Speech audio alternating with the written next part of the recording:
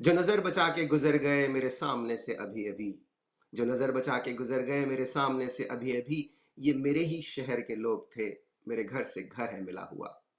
इक़बाल अज़ीम का शेर ये इसलिए याद आया मुझे कि ये शेर उस वक़्त पढ़ा जाता है जब लोग अपनों की बेरुखी या बेइतनाई की बात करते हैं, और ज़ाहिर है कि इस वक़्त इमरान खान के ज़हन में यही कुछ आ रहा होगा। वो तमाम लोग जिन्होंने इस वक़्त इमरान खान के नाम पर केपी में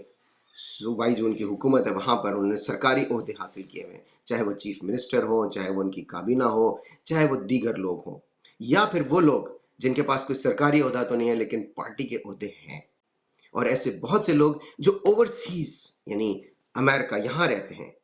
कनाडा में रहते हैं, यूके में रहते हैं, यूरोप के दीगर ममालिक में रहते हैं, वो लोग इमरान खान के सोशल मीडिया या उनकी तहरीक के नाम से बहुत पजीराई मिलती है उन्हें। कुछ लोग पैसे भी बहुत कमा रहे हैं, लेकिन इमरान खान जब तक जेल में है, इमरान खान जब तक कैद में है, तब तक उनका ये जो मस्त माहौल है, जैसे कहते हैं ना मुझे मस्त माहौल में जीने दे, वो लोग उस वक्त तक उस मस्त माहौल में जी रहे हैं। जिस दिन इमरान खान जेल से बाहर आए ये सब लोग ज़ीरो हो जाएंगे। क्या ये सबब है कि ये लोग इमरान खान की रिहाई के लिए कोई मीनिंगफुल कोशिशें नहीं कर रहे? ज़ाहिर है हम किसी की नीयत पे शक नहीं कर रहे, लेकिन अगर आप ग्राउंड रियलिटीज़ का जायज़ा लें, तो बिल्कुल ऐसा ही नज़र आता है।